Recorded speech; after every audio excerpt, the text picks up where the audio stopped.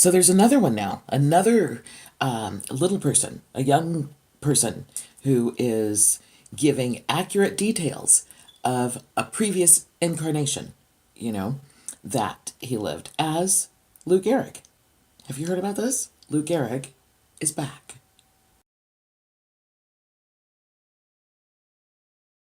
Now, Lou Gehrig died, his body died, in like 1941, 44, something like that, in the 40s. And then this little boy, Christian Haupt, which I'm not completely certain is his last name or even his first name. His parents are definitely trying to protect him from the media and whatnot because his story is like, wow.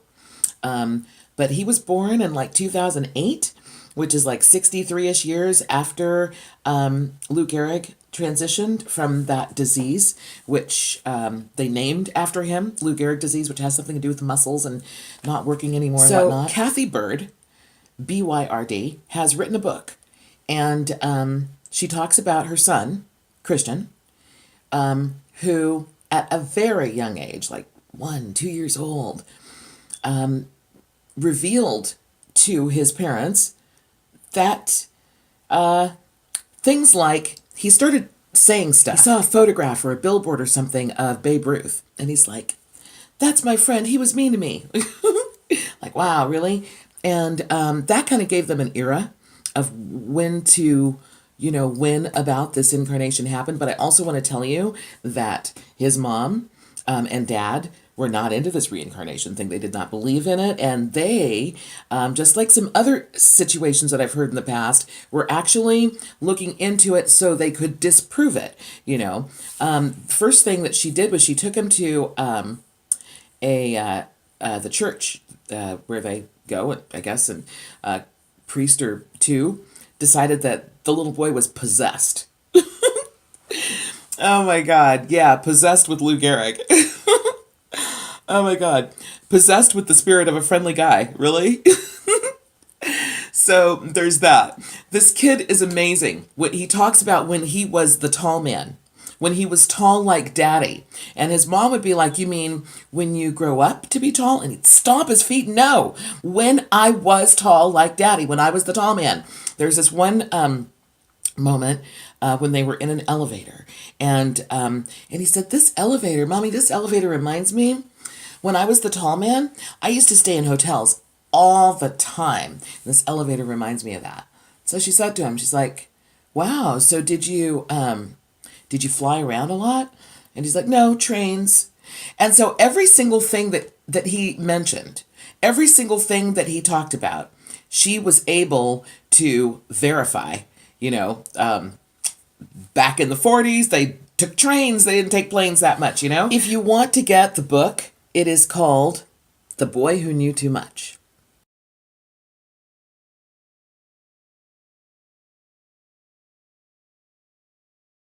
Yeah. And you can also Google it. There's tons of information now online about this. She's done a lot of interviews. I first heard this woman talk on the George Norrie show. And he does that coast to coast, very metaphysical show in the middle of the night. And I was listening and I'm like, wow, oh my gosh, that's amazing. I have always loved the Leininger story.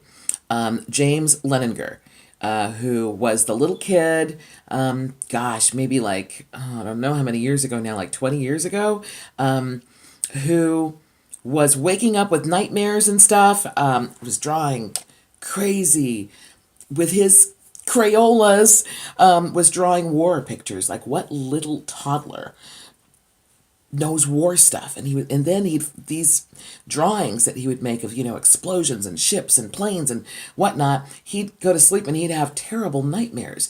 And he would wake up and tell his mommy about the little man in the plane who's going, "Oh, oh, oh," and can't get out because the plane has caught fire and it was shot out of the sky and whatnot. And his dad is like, or both of them, I'm not sure which parent. I've got links below too. Links for both of these stories.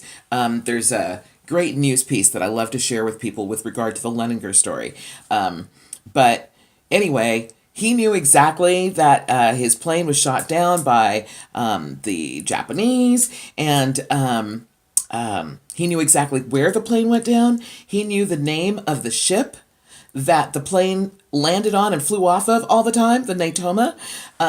His father found some veterans of that ship, and then introduced his son to them, and his son is like, "Oh, you're blah blah and you're blah blah." I mean, he knew their names. He still recognized them. That's amazing. So I love these situations. I love hearing these stories in this one article that I'm hopefully going to put a link to below. I hope I can find it again and put the link down. But it's talking about a number of cases around the world, and how it's usually little kids that this happens to. I was one of these children. I was one of the children who could see her other life. I talk about it in my book. In fact, it's the first page of my book, the first book, the Secrets of Lost, the Validity of Multi-Dimensional Existence. And then it kind of fades away, but I can tell you that I still can see in my head the scene that I would see all the time. But by the time I would start to talk about this scene, I was like, 11 years old, and it's possible that prior to that I was seeing other things but just didn't realize what I was seeing, and that it was a thing, and that I was seeing me or whatever. But finally, I did realize that boy, that white guy with the black leather jacket walking down the walkway alongside some hedges, some bushes, was me. That's me. And I was like, with all clarity, like, wow, that's me. So when I told my math tutor about it, I'm like, yo, so I see this guy, and he's like, he looks like this. He's got brown hair. He's wearing a jacket. He's walking along, and he's like, oh, well, do you know him? I'm like, no, I am him. I knew nothing about reincarnation. I don't think I even knew that word. Not yet. So there are all these kids, and they're coming up with all this stuff, and I'm loving the Lou Gehrig one. I love the World War II one. I love it when, like mine, I couldn't really give any facts about my situation where anybody would go, wow, that's amazing, that's true. But these two, absolutely. And there are other ones where they, have historical points and just details that verify for people that, oh my God, wow, yes, he was him. One of the most profound parts to me, in the Leininger case, where he goes to see his sister. Wait, it was his sister in the previous incarnation, or in that other incarnation. And he was able to tell her stuff, and she was clear. That was her brother from a previous life. But now here he's back. She's like in her 80s, and he's like 11. So what I find so wonderful about that is for that woman in her 80s, if she had any fear about dying, this was an absolute testament to her that it doesn't end. It's not over. It just keeps going. And I have so much more to say. I'll do it in another video, though. Thank you so much for listening.